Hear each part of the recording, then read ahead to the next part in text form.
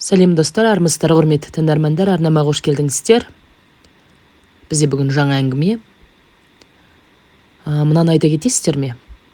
Сіздер үй жануары мысыққа қалай қарайсыздар? Мысалға, маған өзіме мысық ұнайды. Ал үй ішіндегі отбасыма мүлде ұнамайды. Асырайық десеп, қарсы болды. Әлі де қарсы. Ал сіздер бұл жануарға қалай қарайсыздар? Бұл киелі жануар ма өз негізі? Бұл оқиға бұрынғы Толмас деген ауылда болған, деп жауап берді төрге жайғасқан ақсақалды қарт. Дастархан басында отырғандар жағаларын ұстап күбірлесіп жатыр. Сұмдық-ай, ондай да болады екен-ау. Сонда бүкіл ауыл бір мысықтан қорыққан ма? Немене? Ол ауылда еркек кіндік қалмаған ба? Мүмкін ол айтқаныңыз мысық емес, адамға өшкен көкжал шығар. 6 қанат ақ үйдің ішіндегі бірнеше адам бастарын бұғып, сыбырласа бастады. Одан көп өтпей, сорпадан ұрттап, иектерін сипап, үнсіз қалысты. Сондағы тыныштықты бұзған есік жақта отырған жас бала еді. Ақсақал, сөзіңіз аузыңызда тұрғанда қайта сұрады деп айыпқа бұрмаңызшы. Сіздің осы айтқаныңыз рас па? Деп қарттар алдында кезектен тыс сөйлегеніне ұялғандай төмен қарады. Өтіріктің құйрығы бірақ тұтам балам. Ол кейінгі Толмачев ауылы деген қарт оң жақ қалтасынан орамалын шығарып, маңдайын басқылап қайта салды. Бұл әңгіме кезекті бір алып қашпа қаңқу сөз есемде сол үйдің босағасында қалды. Алайда жас тілші Нартай жігітке бұл оқиға маза бермеді. Мүмкін емес дейді іштей күбірлеп. Қарттар дұрыс айтады. Бұл мүмкін емес, ол өтірік. Бір ауыл мысықтан қорқып, Мәскеуден адам шақырды деген не сұмдық?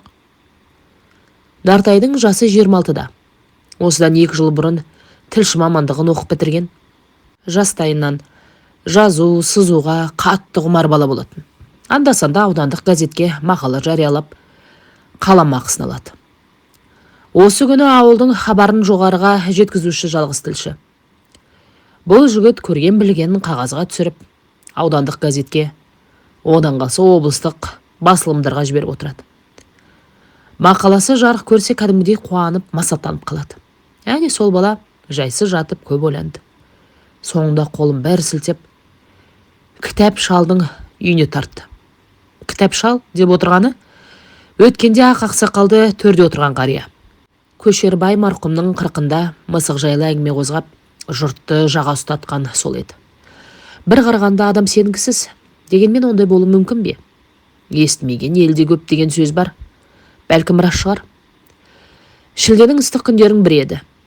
Тілші жігіт қақпадан кіргенде күйбеңдеп жүрген кемпірді көрді. Сәлеметсіз бе әже? Үйде кітап атам бар ма екен? Деп ілтипат көрсетті жас жігіт. Атаң қазір ғана шығып кетті. Аптаның аяғында келеді деді. Кемпір көзін сығырайта қарап, бір кесе айран ұсынды. Шілденің аптамында салқын айран жанына жағып кетті. Сіміре салғанда баланың маңдайынан суық тер бұрқ етті. Ал піскегінің майын саусағымен шалып отырған кемпір, ішсең тағы да қояйын дегенді ымдап көрсетті. Ымдамай қайтсын, қолындағы майды итше жалап отыр. Кітап атам дейсің бе балам? Я әже, кітап ата дедім. Маған сол кісі керек еді. Өзің қай баласың? Түрің таныс қой, деген кемпір етегіне қолын сүртіп жанына жетті. Мен осындағы Қалтайдың баласымын. Анамның аты ол мекен, деді бала. Көзі сығырайған кемпір балаға қарап біраз тұрды. Сонан соң иегі кемсеңдеп сөйлей бастады.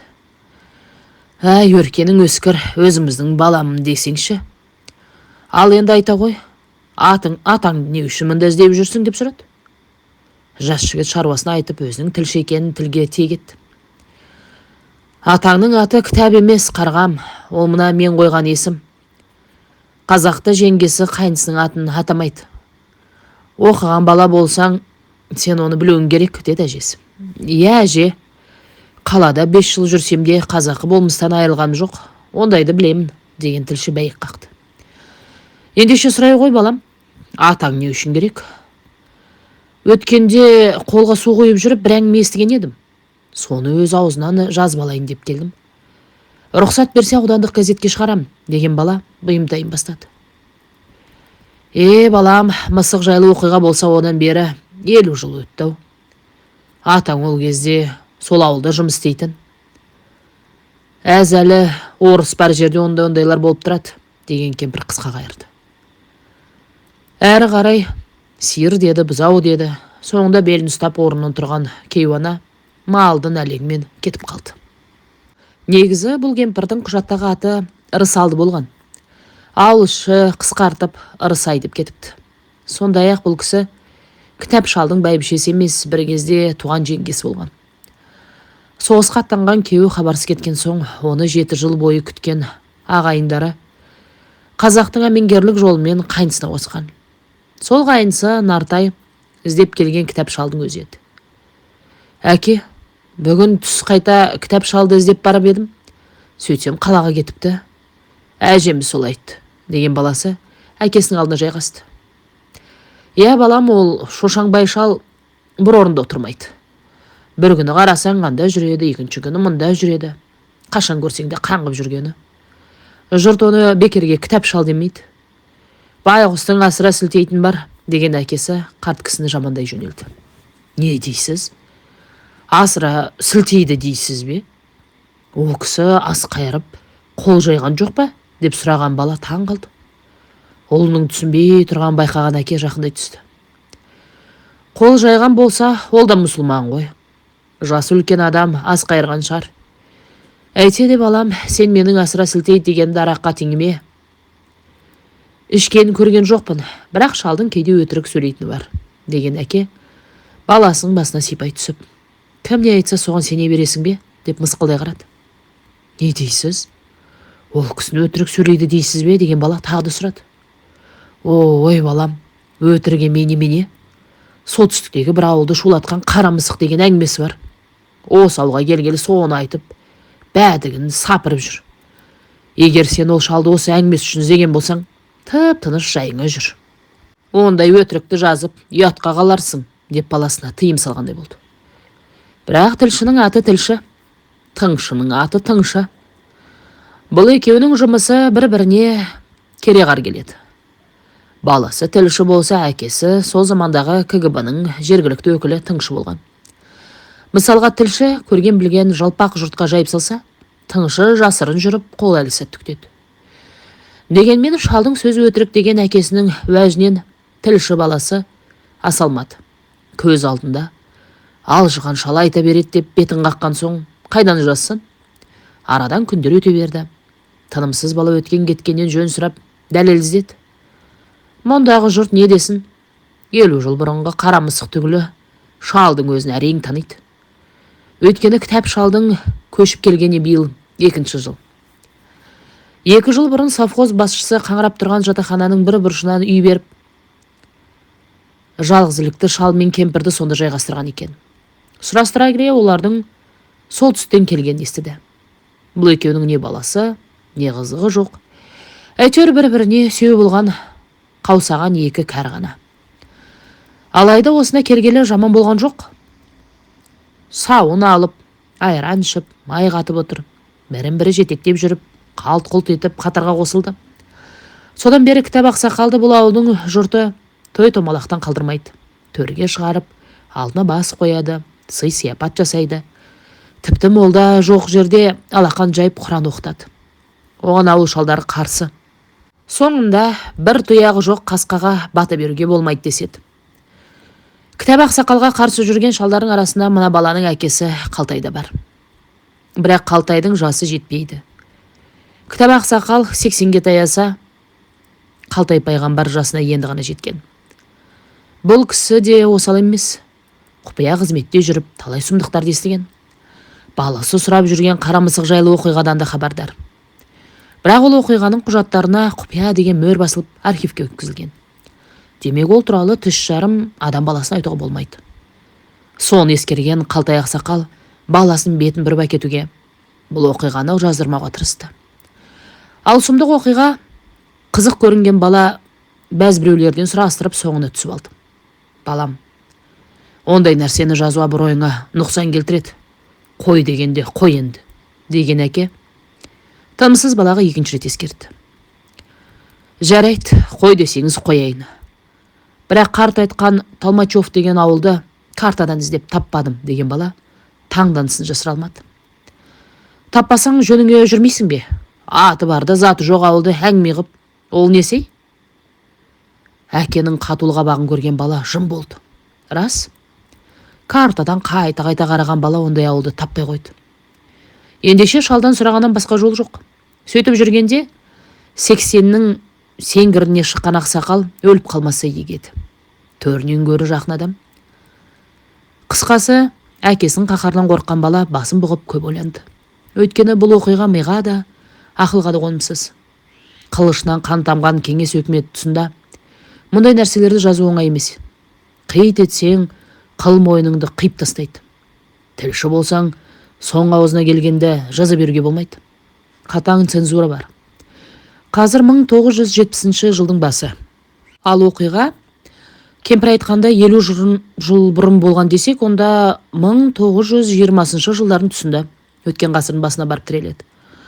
Бұл қан құйлы кеңес өкіметі енді ғана орнай бастаған кезең. Ендеше оқиға болған соң, сол заманда қарайық. Толмачев ауылының орында әуелде Талмас қарттың қыстағы болған. Кейін ол ауылға айналған. Шөбі мен суына қызыққа малы бар қазақтар бірте-бірте бір төбенің етегіне қоныстанған деседі. Бұл кеңес өкіметі құрылғанға дейін патшалық Ресейдің тұсы. Кең байтақ Қазақстанды отарлау саясатының патшалық Ресейден басталған белгілі. Сонымен малын өріске айдаған қарапайым қазақ қамсыз жатты. Көршілес отырған соң Ресей жанынан күнде бір жаңалық естиді. Келесі бір ас басында сары орыстың әлдегенмен соғыс басталған сөз болды. Оны айтқан жасы 50-ге таяған Тәуекел деген тобықтының жігіт еді. Тәуекел жан, мына жаңалығың рас болса, орыс бар жерде ойран бар деген де шындық екен. Бала күнімде марқұм әкем де солай айтатын. Қай жылдар екен білмеймін. Біздің көршілер Шведтің королі дей ме, солармен соғысыпты. Одан кейін анау Наполеон дей ме, сонымен де жойқын соғыс болған. Ал бердекте шешендерді қырып, өздерінің құрамына қосты. Ертең бір күні бізге де көз тікеді дейтін. Әкемнің айтқан дәл келіп тұрғандай болды. Орыстан досың болса, айбалтаң қойныңда болсын деген кім айтса да, дөп айтқан әке өсірі, деп Қыдыр ақсақал сөзге араласты. Ақсақал, мұның бәрі жер үшін болып жатқан соғыс деп, ойын ортаға салған Тәуекел жігіт көрген білген айтып отырды. Інім-ау, жер үшін десең, орысқа жер неге керек? Онсыз да ұлан қайыр аумақты еленіп отқан жоқ па? Алпауыт ел емес пе? Бұлардың тегінде бірдеңке бар. Өздері тойса да көздері тоймайды екен. Көріп те естіп те жүрміз. Соңғы жылдары біздің жерімізге басы құп еніп келеді. Қазақ бейшара болашақта барлық сұмдықты осы отырған сарылардан көрмесін деп тағы бір шал сөйледі. Қысқасы, Қаржау ақсақалдың арасында, қазақтар арасында осындай әңгімелер айтылған. Қаржау ақсақалдың асында бұл ақсақалдарды қоссаң 10 жылға да жетпейді, айтқандай ауыл демекші. Бар жоғы 20 шақты түтін ғана. Бұлар қорасына малы бар дәулетті қазақтар еді. Отарлауға келген орыстың ығысып жеткен жері Талмастың қыстағы. Содан бері ауылы болып, айранда үйіп отыр. Сол күні асқа жиналған ақсақалдар шапандарын сүйретіп тарасты. Одан бері 10 жыл өтті. Ресейде ұлы қазан төңкерісі болып, дүркіреп кеңес өкіметі орнады. Содан соң бұрынғы Ресей империясының орнына коммунистік мемлекет құрылып, жан-жағына аллара қалай бастады. Ол кезде 30 шақты түтіні болса да ауыл дейтін. Өйткені бұл ашаршылыққа дейінгі жылдар еді. Әуелді ескі қыстақ көркейгендей болды. Бірақ кейін біреуге бақ болса, біреуге сор бола бастады. Себебі орыс шаруасына бұдан асқан жер жоқ еді. Шүршіт дейтін шаруалар қаптап келе бастады. Қиет етсе, біз кеңес өкіметі дейтін бір елдің ішінде тұрамыз. Мұнда сенікі менікі деген жоқ, жаратқаның бәрі өкіметтікі дегенді сылтау ететін. Сөйтіп, Талмастың қыстағы Толмачев ауылы атанып шыға келді. Сол келгендердің арасында өзгелерден ерекше көрінетін Инга тәтей еді. Бұл кісінің басқалардан киімі де бөлек, тілі де қаңыр. Бар болмысы күлі қазаққа күлкі. Себебі қазақ жылқымен қой бақса, мына кемпір мысық бағып күйбеңдеп жүр. Не жейді, не қояды, онысы бір құдайға аян. Кемпірдің түрі сары орысқа да келмейді. Сұрағандарға, мен Инга апаймын, құдайдың жіберген елшісімін деп көкіп отырады. Ол заманда ұлтшыл деп сотталғандар аз емес. Бейшара қазақ одан асып ештеңе сұрай алмайды. Қиет етсең құрыдың, ұлтшылсың деген таңба тағылады. Байқамасаң кебініңді ке бересің. Кеңес өкіметінде ұлтқа бөлінуге тыйым салынатын заң бар еді. Өйткені бәріміз бір тұтас кеңестер елінің адамдарымыз. Енді біздің Меккеміз Кремль, құдайымыз Ленин. Дегенмен мысық баққан кемпірге күдіктене қарайтындар көп еді. Қызық екен, Инга тәтей ауыл ортасындағы жаңа салынған үйде тұрады. Не байы жоқ, не жұмысы жоқ. Анда-санда әскери киімдегі бір орыс жігіті келіп кетіп жүреді. Сонда бұл бейшара не жеп жүр? Бұл жігіт кім болды екен деп сұрады көрші тұратын Бергей деген жігіт. Зять деген кемпір қысқа қайырып қарасын батырды. Осыдан кейін әлгі жігітті біздің қазақ зять емес зат деп атап кетті. Затыңыздың жүріс тұрысы жұмбақ біреу еді. Жазда арбаға тиеп келсе, қыста шанаға тиеп, Инга кемпірге азық-түлік әкеп кетеді. Азық демекші, кемпірдің өз жейтін дәңенесі жоқ. Әкелгенің бәрі оншақты мысыққа арналған жем. Зат бала тағы келді. Әжесіне біраз зат әкелді деп жұрт жаға ұстап күлетін. Сөйтіп жүргенде қазақ сорлыға кәпір өкіметтің қыры басталды. Кешегі қыруар малдан жалғыз тұяқ әрең қалды. Толмас ауылының адамдары тоқырай бастағанда ерлік деген шал жоғалып кетті. Ойбай-ау, күнәсі жоқ адамды қалай қамайды? Ерлігі атамыз өзімен өзі жүрген бейшара ғой деп төбе басына жиналған жұрт шу ете қалды. Ол кісіні ақтамаңдар. Біле білсеңдер, ол адам кеңес өкіметінің дұшпаны, халық жауы деп жекіріне сөйлеген шенді орыс қоқан-лоққы жасады. Таңертең төбе басында болған шу осы аяқталды. Себебі ешкім ештеңе айта алмады. Орысқа қарсы тұратын қауқар жоқ еді. Содан соң бейшара қазақ бұған да көнді. Қорасындағы малын көсемнің жарлығына құрбан етіп дымсы қалды. Ал Инга кемпірдің 4 құбыласы тең еді. Әлгі жігіт оны қамтамасыз етіп келіп кетіп жүрді. Бұрын айына бір келетін зат кейінгі кездер апта сайын қатынайтын болды. Оған себеп Инга тәтейдің 10 мысығы 40-қа жетті. Әй бәйбіше, ана орыс кемпірдің мысықтары балалап жатыр ма, әлде зат деген бала қорапқа салып әкеліп жүр ме деп таң қалған кәкіш аға сұрады. Қатын не айтса да заң дейді ғой. Алжыған-ау, мысық бір туғанда 5-еуін бірақ туатын білмейсің бе деген бәйбіше тоңқылдап берді. Оны білем ғой, бірақ жалғыз кемпірдің мысық баққаны бір түрлі екен деген отағасы үнсіз қалды. Тіпті жаулығын қайта байлаған бәйбішесінің сен де мысық бақ, малдан ада болдың деп кекесін айтқан сөзіне де жауап қайтара алмады. Бұл ауылда кімге қарасаң да аң-таң жүргендер. Сәскеде аулаға шықсаң, мяулаған мысықтар таң қалдырмай қоймайды. Құдай-ау, бұл жануардың күйге келгенде еркегімен ырылдасып айбат шегеді. Әсіресе түнге қарай қос-қостан жолып үйіліп жатады. Мұндайда расымен таң қалмай көріңіз. Дегенмен сонша мысықтың арасында төбеттей болған қарасы бар еді. Оған Инга тәтей Баярка деп ат қойыпты. Онсы орысшаға тілі келмейтін қазақтардың айтуында Байерке болып кеткен. Сол айуанның екі көзі қып-қызыл, тесіле қарағанды қорқынышты еді. Тісі ақсиған, тырнақтары сояудау. Семіздігі күшіктен кем емес. 4 аяғын талдап басып, маңғаздана жүретін қара мысық Инга тәтейдің сүйіктісі болатын. Басқасының аузынан жырып бергенде, жыл өтпей-ақ былқылдаған майлы семіз мақұлық айналды. Биік қорғынан сылай қараған қазақтар сол мысықтың әжені қорғаштап айбат шегетін айтып жүрді. Тіпті ойын баласы абайсызда жақындап кеткенде қара мысық тура ұмтылып деседі. Олай болса кемпір мен мысықтың арасында не бар? Ойлаған миым құрғыр. Мұндай болады десе кім сенеді? Ал сіздер қалай ойлайсыздар, құрметті тыңдармандар? Мысықтан не үшін адамдар қорқып жүр екен? Бір күні қамсыз жатқан қазақтар жағы шу ете қалды. Таң әлегінде астан кестен аласапыран басталды. «Әй, не боп қалды?» деп шапандарын сүйреткендер Ағыбай ақсақалдың үйіне жүгірді. Кім не көрді, не болған өзі? Жағаларын ұстап келіп кетіп жатқан ауылдың қарттары абыр-сабыр болды. Сақтағанды мысық тістеп алған дейді. Оң аяғының сіңірін зақымдапты деп бір кемпір есіктен шықты. Мұны естігенде біраз адам мұрындарын шүйіріп үйлеріне қайтты. Менің қырантайымды өскен шалдың қабаған төбеті тістегенде түк болмады. Ол несі? Әй? Мысық тырнады деп сонша өкіргені деп кәрі шал кетіп бара жатты.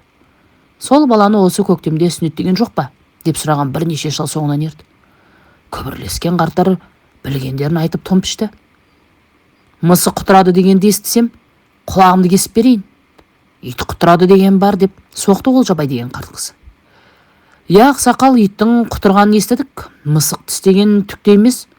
Жас бала ертең-ақ ойнап кетеді деп қосады бәсім деген тағы бір кісі. Алайда мына сорлар мұның сонау бір жылғы үлкен сұмдықтың бастауы боларын қайдан білсін. Қарт Ағыбайдың марқұм баласынан қалған жалғыз тұяғы бар еді. Ол баланың азан шақырып атын қойғанда ақсақалдың өзі болатын. Қуанышпен қайғы қатар жүреді демекші. Келіннің айы күні жетіп отырғанда кенеттен кенже ұлы қаза болып, Ағыбай ақсақал қара жамылды. Ұлының қырқын беріп, аңырап жатқанда, мына сәби дүниеге кетті. Сонда қайғыдан қан жұтып отырған қарт: «Баламның тұяғын Құдай сақтап жүрсін» деп атын Сақтаған қойған екен. Сол баланы белгісіз бірдеңе тістеп алғанда ақсақал қатты әбігерге түсті. Бұл оқиға кезекті бір жазатайым іс болып өте шығар еді. Бірақ баланы халі Ағыбай қарттың қара жамылған күннен кем түспеді. Өйткені байғұс баланың балтырындағы етті әлде бір мақұлық сыпырып жеп қойған еді. Сондай-ақ осы оқиғамен қатарласа Талмас ауылында бейтаныс адамдар көрінді. Олар өздерін дәрігерлеріміз деп таныстырып, есік қағып, қарттың немересін көрді. Содан соң ене салып ем-дом жасап бірнеше күн қарасты. Мұны естігенде ауыл басшылығы да қалыс қалмады. Қарт Ағыбайды мүсіркеп ауыл ортасынан жап-жаңа үй берді. Арадан бір ай өткенде аңғал қазақ аң-таң қалды. Ақсаңдаған бала қайтадан ойнап кете барды. Бір күні есік алдында оңаша отырған қарт Сақтаған шақырып: «Балам, мен сенен бірдеңе сұрасам айтасың ба?» деп қолынан құрт ұстатты. Тамағына тастай салған бала бажырая қарап басын изеді. Одан соң қарт оның танауын шырт еткізіп түртіп қойды. Бұл кісі Сақтағанға бөтен емес, әкесіне болып кеткен. Өз әкесі ол құрсақта жатқанда қайтқан. Көзін ашқалы көргенді де баққанды да осы Ағыбай деген атасы ғана. Туған шешесі бар болса да Сақтаған оны іздемейді. Жесір байғұсының итірлігімен қолы босамайтын. «Балам, мұнда келіп жақынырақ отыр» деп шапанның етін көрсетті қарты. Сонда аузындағы құртты бір шайнап жұта салған бала көзін жұма қойды. Одан соң «У» деп барып атасының жанына жайғасты. «Балам, аяғыңа не болды, соны айтшы» деген ата тізеден төменгі балтырын көрсетті. «Білмеймін» дегендей ерке бала басын шайқады. «Қалайша білмейсің? Мысық тістеді деп өзің айттың ғой, солай ма?» Еті жыртылып біткен тыртыққа «Тфай» деп түкірген ата қайта сұрады. «Білмеймін дедім ғой ата, білмеймін» деп қипақтады бала. «Білмесең қара мысық деп неге айттың?» деп кейіген қарт түсін суыды. «Ата, ол мысық мені тістеген жоқ. Осы жерімді жалағанын көрдім» деді балтырын көрсеткен бала. «Жалағанға осындай болды ма, балам-ау? Мынау мысық жалағанға ұқсамайды. Мұнда бір шикілік бар ғой». Қалтасына тағы да құрт шығарған қарт кішкентай баланы еркелете бастады. Сонда ғана танауын томпитқан Сақтаған есіне түскен бәрін айтты. Ендеше ол оқиға былай болған еді. Көше бойында ойнап жүрген бала көршінің шарбағынан сығалап өзімен тетелес баланы асыққа шақырған. Естеріңізде шығар, ол заманның ойын кәдімгі алтын сақы еді. Жүздеген асықты дорбамызға салып жүріп, күн ұзақ ойнайтынбыз. Қысқасы мына Сақтаған көрші балаға асық көрсетіп, қол бұлғап тұрғанда, қарсы есіктен шыққан қара мысық келіп, балтырын жалай бастапты. Мысықты көрген бала «Кіш» деп аяғын сілтегенде, мысық кейін шегініпті, бірақ кемпірдің үйінің алдында шоқиып отыра қапты. Бала оған мән бермей досын шақырып біраз әлек болған. Алайда досы шықпаған соң шарбақ жағалап үйіне қарай тартқанда сақтаған жете алмаған. Себебі мысық жалаған оң аяғы лезде үйіп жерге құлаған. Әр қарай ес түссіз қалған, ештеңе білмейді. Әбүйір болғанда Сәкінің баласы көріп қалып айналаға айғай салған. Бірақ қараңғы түскендіктен ешкім не болған білмепті. Балам-ау, құлаған кезіңде сол маңайда тірі жан болмағаны ма деп бөкінген қарт басын шайқады. Ата, мен ол жағын білмеймін. Бір қарағамда анау кемпірдің үйінің алдында шоқиып отырған қара мысықты көрдім, деді бала. Мына сөзге Ағыбайдың жүрегі зырқ етті. Өйткені күдігімен күмәні дөп келді. Мына жара жай ғана мысық жалаған құсамайды. Бұл жыртқыштың ісі, ендеше басқа нәрсе. Олай болса әңгіменің төркіні кемпірдің үйіндегі қара мысықта жатыр. Қарт кісі ерте тұрып ауыл басшысына барды. Бірақ орысшасы жетпей, ойындағысын айта алмай кері қайтты. Ертесіне Талмас ауылында тағы да бір бөтен адамдар көрінді. Олар ауыз бастарын тұмшалап, ауыл сыртындағы өлекселерді қарап жүрді. Сонау жылы аштан өлгендердің сүйектері жер бетінде әлі жатыр еді. Олардың арасында ит пен құстың сүйегі де бар. Оқтын-оқтын адам сүйектерді кездеседі. Кім екендері белгісіз. Содан бері орыс текстес біреулер келіп, осы маңайды тексеріп жүреді. Бұлар кімдер десе, антисанитарлар деген қысқа ғана жауап алады. Ол заманғы қазақ антисанитар деген не екен, қайдан білсін? Бізге зияны тимесе болды деп отыра береді. Білімді, көз ашық қазақтар ол заманда да болған. Әсіресе кішкентай баланың балтырын көргендер өзірі шүйіркелесіп күбірлей бастады. Анау Ағыбай дегеннің немересінің аяғын көрдің бе? Жау қашты. Естіген бар, бірақ көзімен көргенім жоқ деген шал шындақтап жата кетті. Әй, сол баланың аяғын мен бүгін көрдім. Бірнеше бала қуаласып келіп үйдің алдынан өтті. Анау бешіра аяғы шолтаңдап отыра кеткенде қарасам, балтыр жағы апандай болып үңірейіп тұр екен. Қайдам, мысық деген соншама тістей ме деп күңкілдеді кемпір. Иә, бәйбіше, мен соны басқалардан да естіп жүрмін. Бірақ заманның түрі мынау, қиет етсең қыршыңнан қият. Сол үшін тіліңді сумаңдатып өсек аңдымай, жөніңмен жүр деп жекеген шал бәйбішесін тиіп тастады. Жауқашты шалдың қара кемпірін тыйғаннан басқа малы жоқ еді. Өйткені кеше ғана Байғұлақ деген заманда туған ағасы жер аударылып сотталып кеткен. Бар кінәсі бәйгеге қосатын екі жылқысы болғаны. Өкімет келіп кәмпескеге жинағанда Нұраш ағасы бәйге аттарын жасырып қойған. Оны көріп қойған бір қазақ жұрт арасында сөз еткен. Сол сөз өкіметтің құлағына тигенде әскери адамдар сау ете қалған. Содан соң екі жылқыны тәркілеп, өзін халық жауы деп Асыраханға абақтыға айдаған. Демек, мына өкіметпен ойнауға болмайды. Сусылдақ кемпірдің тілін тыймаса, басы дауға қалады. Соған қарағанда ауылдағы жағдайдың шет жағасын Жауқашты ақсақалда аңғарған шығар. Бұл көрмегенге мысық тістегенде көрінгенмен көргендер оны жай ғана тістегеніне сенбейді. Одан да мысық жеген деген дұрыс сияқты. Егер етін тартып жесе, бала да қарап жатпас еді. Ендеше мұның астарында басқа бір құпия бар. Жалпы мына ауылға Инга кемпірдің көшіп келуінің өзі кездейсоқ емес. Ол арнайы жіберілген тыңшы болуы мүмкін. Әйтпесе туғаны жоқ, туысы жоқ бөтен ауылға мысығын ертіп кім келсін? Сондай-ақ қазақтар зат деп жүрген жігіттің әлгі кемпірдің күйеу баласы екен, оның зат емес, зят екенін естігендер де болды. Сонда ғана қазақтар ойлана бастады. Мына тұрған Талмас ауылы. Бұл қазір бұнағыдай әр жерде бір киіз үй шоқиып тұрған қыстау емес, 40 шақты түтіні бар үлкен ауыл. Олардың жартысынан көбі Ресейден келген егінші шаруалары. Бұрынғы қазақтардың біразының басы кеткен, тағы біразы істі болып абақтыға жабылған. Қазір сол ауыл тұрғындарының 60%-ын келімсектер құрайды. Олар бау-бақша салады, аң аулайды, дәнді дақыл мен картоп егеді. Өнімдерін ауыл тұрғындарымен айырбас жасайды, немесе аудандық жәрмеңкеге сатып тұрады. Тып-тыныш ауыл. Орысы мен қазағы, гергі мен немісі тату-тәтті тұрып жатыр. Сонау кәмпескеде кеткен өкпелерін шоғыла бастаған. Оны жасаған өкімет біздің титтейде қатысым жоқ деп келімсек орыстар ақталған болады. Содан бері орыс көрсе, үрке қарайтын қазақтар амандасып, араласып бастады. Әне, анау төбе басынан төмен қарай су тартып келеді. Енді үйіңнің алдына бақша салуға болады дейді. Көркейіп жатқан көзмен көргенде бейшара қазақтың көңілі жібіп сала берді. Сөйтіп бір атаның балаларындай достасып кетті.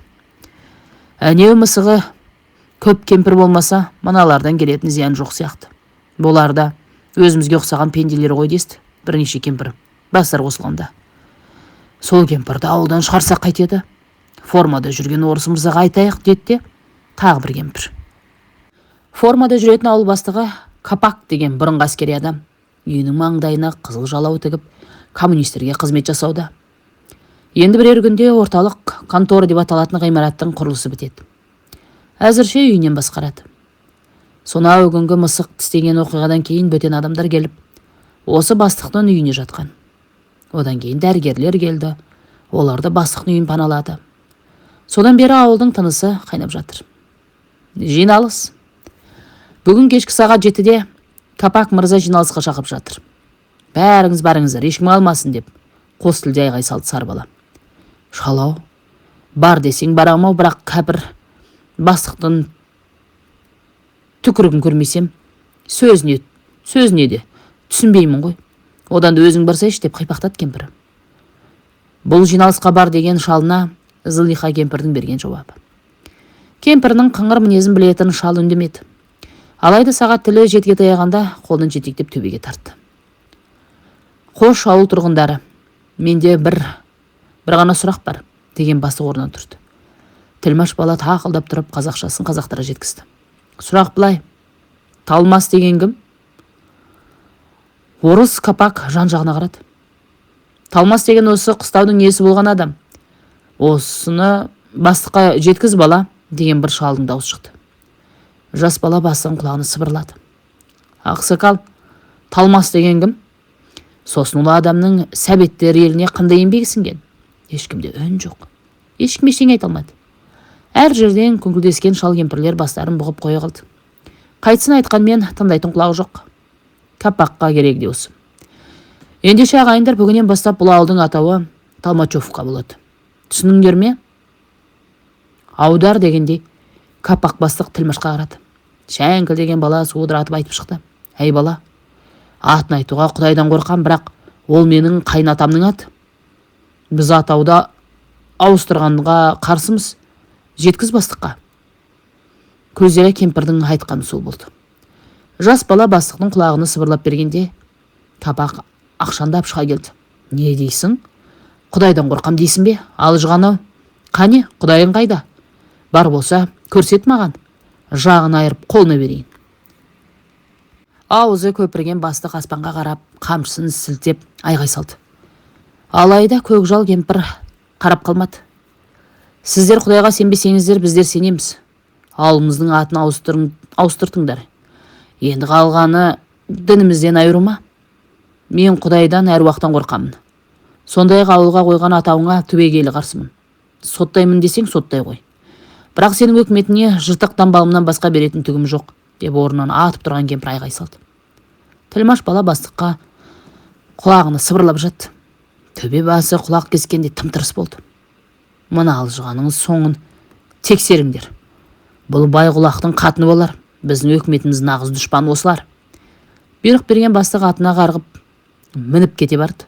Қолына болған қағаз ұстаған тілмаш соңынан жүрді. Одан ана ғимаратқа жеткенде қағазды ашып маңдайшаға қақты. Осылайша бұрынғы Толмас ақсақалдың қыстағы бір күнде Талмачев ауылы болып шыға келді. Ал Капак бастық сол түні-ақ аудан орталығына радиограмма жолдады. Арадан 3 күн өткенде жаңа 2 адам жетті. Олар сол түні Инга тәтейдің қонағы болды. Так, Инга тәтей, сиыр мен қойға жасадық, одан 5 жасар балаңа жасадық. Нәтиже жаман емес. Енді бұл сынаманы 70-тегі жаман кемпірге жасап көрсек қалай болады екен? Сонда жалт қараған Инга тәтей. Әй, жаман кемпір дейсің ме балам? Ол кім екен деп сұрап, көзі жыпылықтап дірілдеп кетті. Жә, тәтешка, сіз бұлай қорықпаңыз. Біз оны сізге жасамаймыз. Осында бір байдың қатыны бар дейді, соған жасаймыз деп. Кемпірді жұбатқан жігіт сабырға шақырды. Үшеуі отырып қатқан нанмен бір шыны шай ішті. Содан соң ауданнан келген жігіт Күлзира әжені тілге тиек етті. Апта соңындағы жиналыста қазақ кемпір қатты кетіпті. Мен сол кемпірді айтып тұрмын. Ондай көкпеттердің борбайын Бояркаға тістету керек. Сіз мені түсініңіз бе? Қара мысықтан басынан сипаған бала терезеден қарап біраз тұрды. Содан соң қалтасынан дәрі шығарып, үстелге қойып сөйлей бастады. Сол айғайшы кемпірді қолайлап жүріңіз. Жалғыз жарым көрсеңіз, Бояркаға мына дәріні беріп қоя беріңіз. Біздің мысық өзісін біледі деп тапсырды. Осыдан кейін кезек Күлзира әжеге жетті. Өйткені жоғарыдан тапсырма алған Инга тәтей қазақ кемпірдің соңына түсті. Сонау заманның қураған тұсы, орыстар саңырауқұлақ жесе, қазақтар көк жейді. Ауылы іші әз-наурыз деп мәз-мейрам еді. Қолындағысын қазанға салған қазақтар көже пісірді. Одан орыстар жағы дәм татып, бастарын шайқап, таңдайларын қақты. Сырт көзге бәрі жақсы. Кимешек киген қарт аналар қыдырып жүрген. Олардың арасында Күлзира әже де бар. Өткен күздегі айғайдан кейін бұл әжеміздің абыройы асқақтап тұрды. Қылыш қайраған қас батырдан кем емес, өткір тілімен екі бетіңді тіліп жіберетіндей. Бұл кісінің мінезі сондай. Бас көзің демейді, айтып салады. Бір кеше су хабар тарады. Ойбай, не боп қалды? Жаулықтарын басып жүгіріскен кемпірле айқай салды. О Алла, Құдай өзің сақтай көр, ва жаратқан ем, бұл не сұмдық тағы? Құрсын, Құдай дегенді жөніне қалдыр, аузың алушы болма. Капақ бастық солай айтты. Бірнеше адам түйіншек сүйреп төбе басына түсе берді. Қолдарында мыжырайған кемпірдің мүрдесі бар. Құдай өзің сақтай көр деген жас келін шегін тартты. Тәйтар, олай айтуға болмайды деген қарт кісі келіншекті жекіп жіберді. Енді не деймін? Мынау сұмдық қой ата. Не десең соны де. Қаласаң Ленин де, тек Құдайды айтпасаң болды деп. Көзі алара қараған шал. Екі аяғында еті жоқ кемпірдің мүрдесін тастай салды. Сол күнгі сұмдықтан кейін ауыл іші кәдімгідей қорқып қалды. Суық хабар лезде тарап, ауыл дүр сілкінді. Содан кейін шалдар жағы басшылықтан мылтық сұрап, нақты жауап ала алмады. Бұл қызыл әскердің қазақтың қолынан қаруын алған кезі. Олардың қазір құсататын білтесі де жоқ. Сонда біздің ауылға қасқыр шапқаны ма? Бұл қайдан келді деп дабырлай бастады қарттар жағы. Қасқырға ұқсамайды, бұл басқа нәрсе деген екінші шал басын шайқады. Ендеше сілеусін дейтін жабайы мысық бар, сол бәле шығар деді. Әңгімеге тағы бір шал тағы қосылып, мұның сілеусі мысық болуы мүмкін емес екен айтты. Күлзира әженің жетісіне барған 9 шалдың әңгімесі осылай басталды. Марқұм кемпірдің 2 баласы бар еді. Екеуі де әкесіне ұқсаған, қой аузынан шөп алмайтын момын жігіттер болатын. Үлкен ұлы Әрібай, 40-тан аса, кішісі Абылай 30-дің үстінде. Екеуі де отбасылы, шұбырған бала шағалары бар. Оларды жесіраны айғайлап жүріп аяққа тұрғызған болатын. Балаларым шалма тартқан, маған ұқсаған жер жоқ деп Күлзира әже көз тірісіне айтып отыратын. Кезінде Кәрібай әулеттің көк долы сатанған сол кемпір жұмақ жағдайда өлген болды. Бейшараны ит жесе де, қасқыр жесе де әйтеуір бір мақұлықтың жеген анық еді. Ақылдасқан шалдар біраз тартысты. Олардың арасында Ағыбай ақсақал да бар. Бұл кісінің жүрегі әлденені сезсе де жағашпады. Не десін? Тап қазір қыңқ десе, мына жұрт өрт тұрады. Сосын қамшысын сабалап капаққа барса, іс насырға шабады. Өйткені капақ басшы әдейі шақырып сұрақтасын алады. Соны не айтады? Бұл кісінікі қазірше күмән мен күдік қана. Бүгін аузынан шыққан сөз ертең ақы жағасына жабысады. Ондайда ел ішіне іріткі салды деп абақтыға айдап жіберуді мүмкін. Жаңа өкіметпен ойнауға болмайды. Онсыз да жалған жаламен жер аударылғандар аз емес. Олардың бірі келсе, бірі келмеді. Тіпті өлді деп қағаз келген Қасен қарттың мүрдесінде баласына бермей жіберді. Жалғыз ұлы аштар қандыға абақтыға арбамен апарып, жылап еңіреп бос қайтты. Соның бәрін көріп біліп отырған Ағыбай ақсақал әліптің артын бағайын деп үнсіз қалды. Күндер болса өте берді. Әп-сәтте Күлзира кемпірдің 40-ы жетті. Бір ауылда 2 әлем, 2 түрлі дін мен 2 түрлі дәстүр бар. Қазақтың қайтқаны орысқа түгемес, олар өздерімен өздері жүр. Сондай-ақ орыс қайтса, қазақтың шаруасы жоқ, бірі-бірінің моласынан аулақ қашады. Бір күн сақтаған бала өзінен өзі күбірлей бастады. Бұл өзі өткендегі оқиғадан кейін ауладан ұзамайтын. Бұрын асық салынған дорбасын арқалап, өзі тетелес балалармен ойнаса, қазір үй алдынан аттап шықпайды. Алайда көрші болған соң көреді де қарт атаның құлағына сыбырлап: «Ата, өткендегі мысықты көрдім» деп қалды. Қайдан көрдің деп сұраған ата шалт қарады. «Міне мына жерден үйіне қарай бара жатты» деген бала шарбақты көрсетті. Шарбақ демекші бұл үйдің ағаштан соғылған қорғанында тақта еді. Бұл ауыл басшысы Капақ берген жаңа үй. Ағыбай ақсақал осында көшкелі Күлзира кемпірдің үйіне жақындай түскен. Негізі ат төбеліндегі кішігірім ауылда бұрында ауыстырмаған, тап қазір ең жақын көршілес болды. Соңғы жылдары салынған 9 үйдің бірінде жалғыз қазақ тұрса, қалған 8 үйде орыстар тұрады. Солардың бірі мысық бағатын Инга кемпір еді. Сақтағаның айтып отырғаны өзін істеген қара мысық. «Балам, сен қай күні көргеніңді айта аласың ба?» деп сұрады. Әлденеден секем алған атасы. Бала басын қиқаны кезіп отыра берді. «Айт балам, айта ғой. Қане, қашан көрдің?» Көңілі көпті қарт қайталап сұрады. «Күнін білмеймін. Әне анау жерден тоқтап өтіп кетті. Мен үйге қаштым» деді бала. «Дұрыс балам, дұрыс болған. Сол мысықтан аулақ жүр» деп ескертті атасы. Ағыбай ақсақал дендеден күдіктенсе, жағдай соған саяды. Өйткені мына баланы тістеген мысық содан соң көрінбей кеткен. Демек ол мысықты белгілі бір уақытта ғана шығарады деген сөз. «Балам, біз Томпидің әжесіне кеткен күн емес пе?» деп сұрады біраз ойланған қарт атасы. «Сол күні шығар» деді. «Оны білмеймін» деді. Әйтеуір сақтаған бала нақты жауап бермеді. Алайда шалдың күдігі арта берді. Баланың басынан сипап отырып, біраз нәрсе сұрады. Өйткені Күлзира кемпір өлген күні дәл келсе, ендеше тап осы қара мысықтан келгені. Ойлана келе ақсақалдың шыдамы кетті. «Балам, сен маған мынаны айтшы. Сен ол мысықты қай кезде көрдің? Түсте ме, кешке ме?» «Кеште еді, қараңғы түскенде. Үйде жеңешемнен басқа ешкім жоқ еді. Мен қорыққаннан қашып барып анау жерде қарап тұрдым» деген бала қолын созып есік жақты көрсетті. Селт ете қалған қарт одан сайын ойлана бастады. «Біз қайда бардық? Марқұм Күлзираны естіп тұра жүгіргеніміз болмаса, одан бері ешқайда барған жоқпыз». Тұла бойын тоқ соққандай қалшылаған шал тағы да сұрады. «Балам, жүгіріп өтті ме?» «Жоқ, тоқтап маған қарап өтті» деді бала. Жарығым, өркенің өссін қарғам. Орнынан тұрған шал еске жеткенде «Ата» деген бала айғай салды. «Ата!» Аузы басы қан сияқты тілін жалап кетті. «Астапыралла, не дейсің балам?» «Я, ата!» Тоқтап аяғымен аузын сипап кетті. «Мен мына жерден қарап отырдым. Басым бұрғанда үйге қарай қаштым» деді бала. Осыдан кейін Ағыбай ақсақалдың күмәні қалмады. Алайда 5 жасар баланың сөзі ештеңеге дәлел бола алмайды. Балам айтты десе, орыстар түгіл өз қазағы күледі. Оны Капақ бастық естісе тағы да бәле болады. Ішпей жемей сау басына сақина тілеп алады. Сол күні сақтаған баласына «Үйден ұзап шықпа, ауланың ішінде ойна» деп қатаң тапсырған Ағыбай ақсақал қара мысықтың соңынан түсті. Сол мысықты 2 рет далаға шығарды. Екеуінде де ауылда сұмдық жағдай болды. Атаңа лағмет, орыс кемпір сол мысықты арнайы баққан болмасын. Осыдан кейін Ағыбай қарт аңдуға кірісті.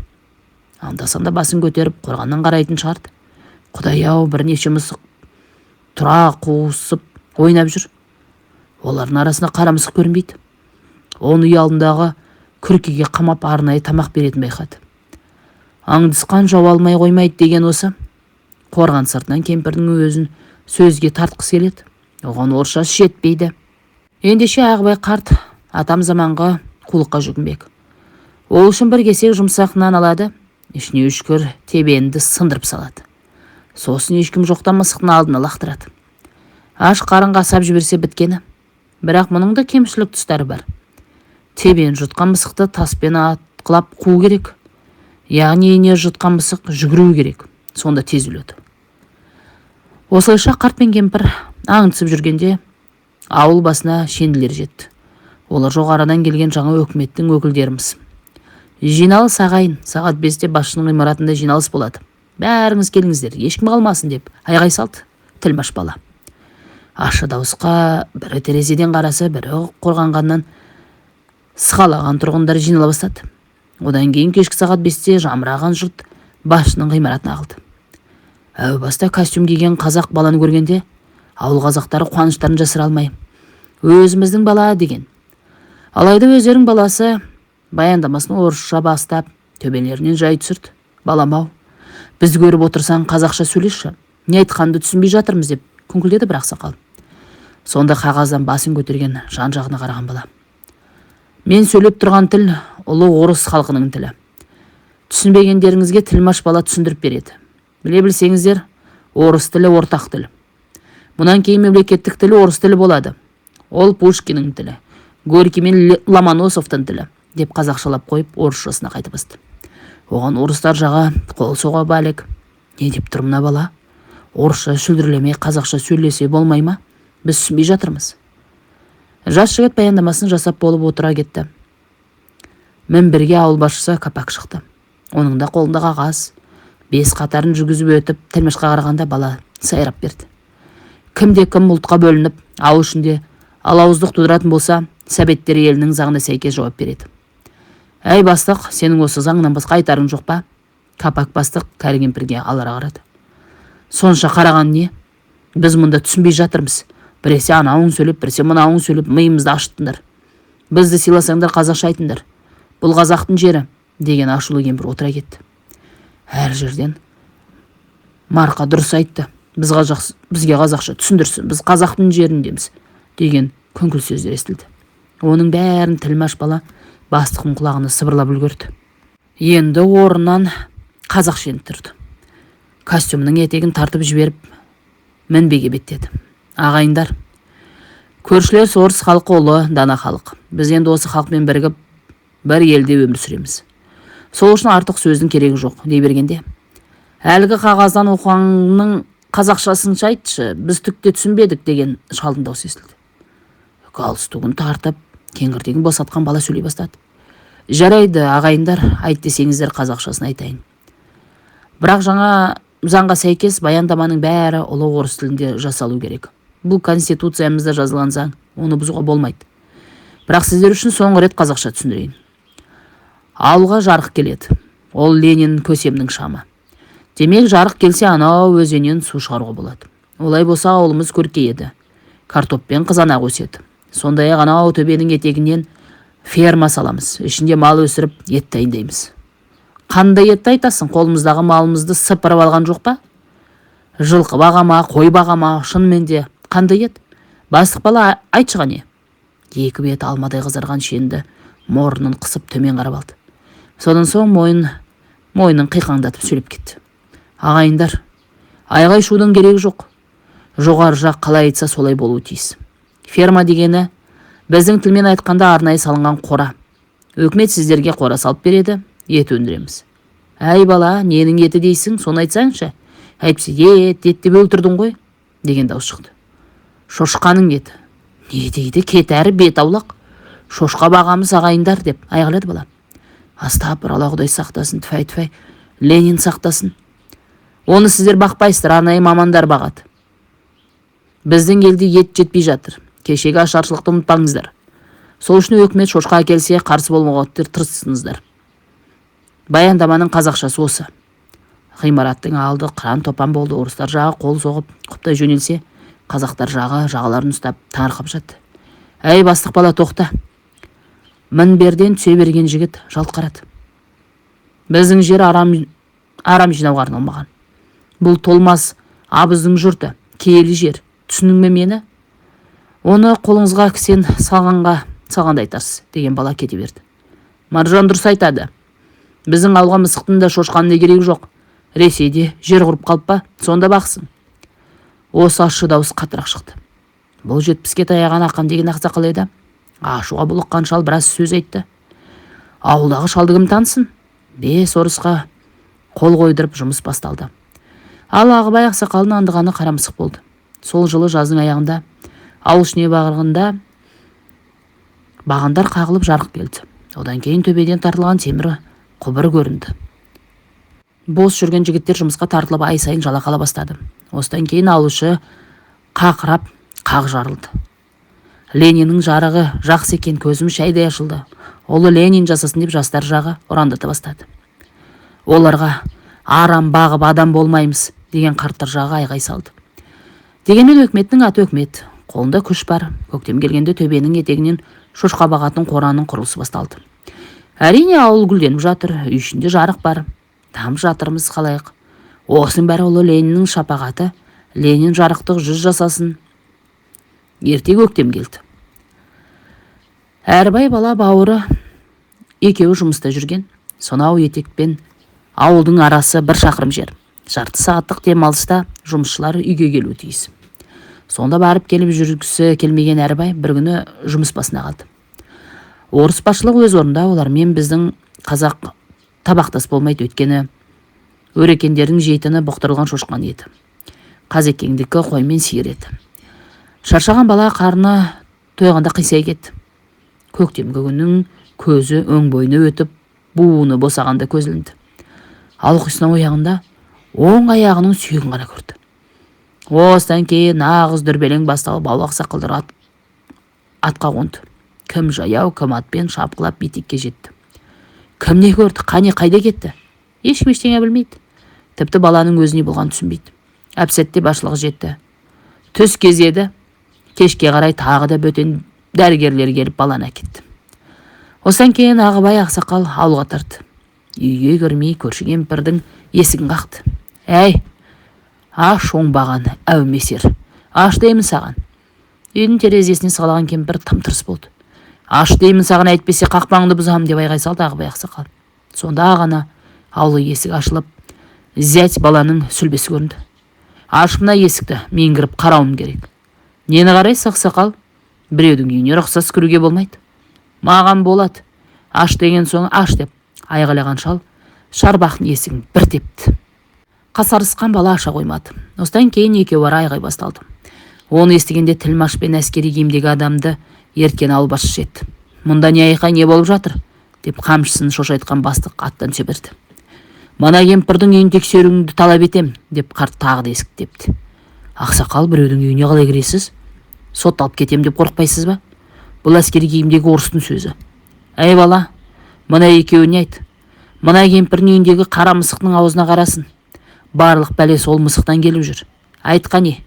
Менің сөзімнің бәрін тәржімалап айт деп ашулы шал тілмаш балаға шүйлікті. Бала бастықтың құлағына жүгірді. Сол сәтте екі орыстың екеуіндегі өздері аларып шыға келді. Ақсақал, мұныңызды тез доғарыңыз. Біреудің үйінің есігін тебу қылмыс. Біз бұл үйге рұқсат кіре алмаймыз деп гүретті капақ бастық. Бізді соттағанда рұқсат сұрап бердіңдер, қолымызға кісен салып үйше сүйредіңдер. Сонда мына кемпірдің үйіне кіруге болмай ма деп шал қарсы шапты. Осы сөзден кейін Ағыбай ақсақалдың шаруасы бітті.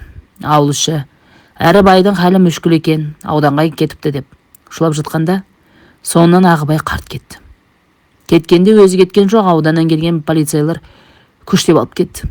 Екі қолын алдына байлап, атпен жетектеп әкетті. Соңында улап шулаған бала-шаға қалды.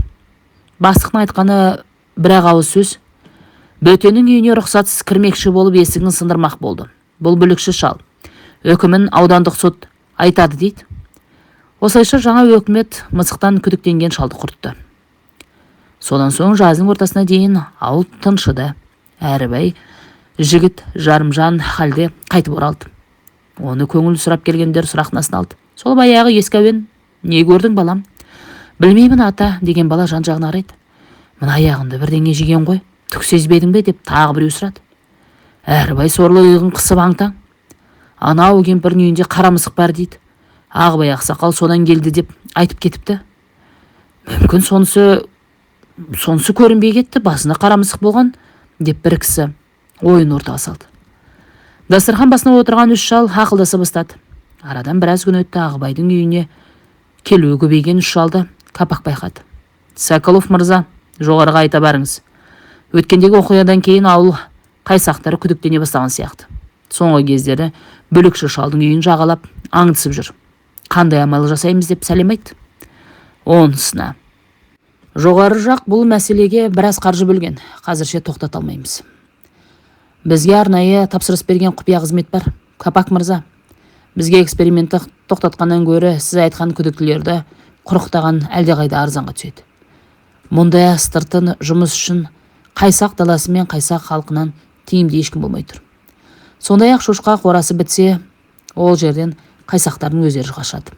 Ол әдейі жасалған бағдарлама, бірақ соңғы Қайсақ кеткенше біздің эксперимент нәтиже беруі тиіс. Бізге нәтиже керек, деген жауап алды.